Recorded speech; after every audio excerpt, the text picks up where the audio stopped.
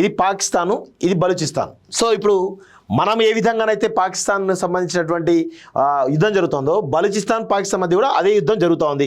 So ఇక్కడ చూడండి, పాక్ చేజారిన క్వెట్టా నగరం. ఇప్పుడు చూడండి, మనమేమో ఇప్పుడు పీఓకే ఆల్రెడీ స్వాధీనం అయిపోతుంది, ఇక క్వెట్టా నగరం కూడా వాళ్ళు వదిలేసుకుంటారు పాకిస్తాన్. ఇక పాకిస్తాన్ ఏం చేస్తుంది, బలూచిస్తాన్ లిబరేషన్ ఆర్మీ ప్రైవేట్ ఆర్మీని వాళ్ళు ఎదుర్కోలేకపోతున్నారు. ఇక మనం ఇంత పెద్ద ఎత్తున రక్ష వేస్తున్నట్టు భారతదేశం ఏ విధంగా ఎదుర్కొంటారు వీళ్ళు? అసలు బలూచిస్తాన్ లిబరేషన్ ఆర్మీ తోటి వాళ్ళైతే ఇక వాళ్ళు ఈ ముప్పు తిప్పలు పెడతా ఉన్నారు.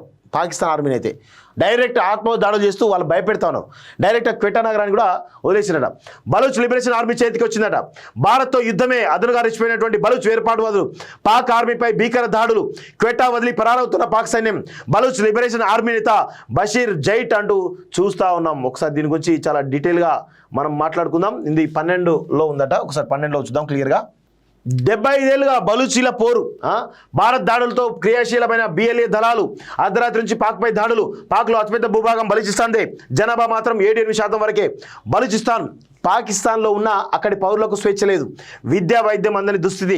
పాకిస్తాన్లో 44% విస్తీర్ణం ఉన్నటువంటి బలూచిస్తాన్ ప్రాంతాన్ని పాక్ ప్రభుత్వాలు నిర్లక్ష్యం చేస్తున్నాయి. అక్కడి ప్రజలను ద్వితీయ శ్రేణి పౌరులుగా పరిగణిస్తున్నాయి. దీంతో స్వతంత్ర దేశంగా ప్రకటించాలంటూ అక్కడి పౌరులు 75 ఏళ్ళుగా పోరాడుతున్నారు. ఇప్పుడు పాక్పై భారత్ దాడి నేపథ్యంలో బలూచీలు తమ కళను సాకారం చేసే దిశలో ముందుకు సాగుతున్నారు.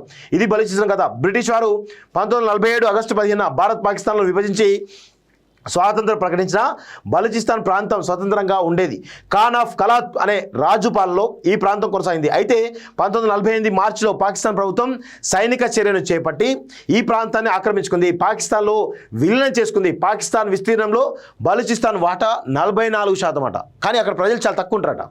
సో అయితే పాక్ జనాభాలో బలూచీల వాటా 7-8% మాత్రమే.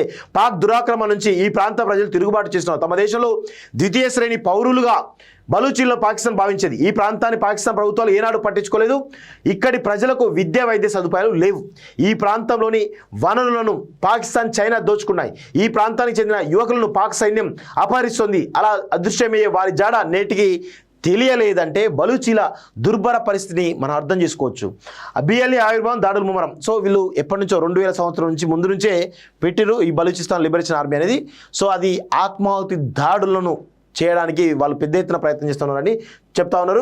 స్వతంత్ర బలూచిస్తాన్ దేశం కోసం గెరిల్లా యుద్ధాలతో పాకిస్తాన్ సైన్యంపై దాడులు చేసేది. క్రమంగా బిఎల్ఏ బలం పుంజుకుంది. పాకిస్తాన్ సైనికులు వారి కార్యాలయాలు, కంటోన్మెంట్ ప్రాంతాలు, పోలీస్ స్టేషన్లు, ప్రభుత్వ భవనాలను టార్గెట్ చేసుకొని దాడులు జరుపుతోంది. ప్రస్తుతం బిఎల్ఏ చీఫ్గా బషీర్ జైబ్ వ్యవహరిస్తున్నారు. 2018 వరకు ఆయన సోదరుడు అస్లం బలూచ్ ఈ పదవిలో ఉండేవారు. ఆయన మరణం తర్వాత బషీర్ జైబ్ బాధ్యతలు స్వీకరించాక బిఎల్ఏ మరింతగా పుంజుకుంది. గెరిల్లా పోరుతో పాటు అధునాతన ఆయుధాల వినియోగం, ఐఈడీల ప్రయోగాలు పెరిగాయి. ఆయన నేతృత్వంలోని బిఎల్ఏ గ్వాదర్ పోర్ట్ వద్ద చైనా ఇంజనీర్లు వారి వాహనాలపై ఐఈడీ దాడులు చేస్తోంది.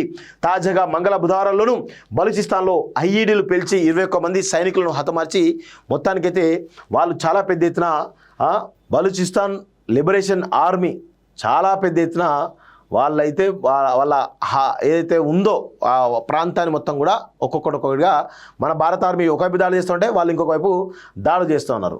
సో ఇది పాకిస్తాన్ అయితే ఉక్కిరి బిక్కిరి చేస్తున్నట్టుగా చాలా స్పష్టంగా కనబడతా ఉంది. విదేశాల్లో ఉన్నత విద్యను చదువుకోవాలని అనుకుంటున్నారా? అయితే వెంటనే ఫ్లైగ్రాడ్ ఓవర్సీస్ ఎడ్యుకేషన్ కన్సల్టెన్సీని సంప్రదించండి. మీ విదేశీ కలలను సాకారం చేసుకోండి. ఫ్లైగ్రాడ్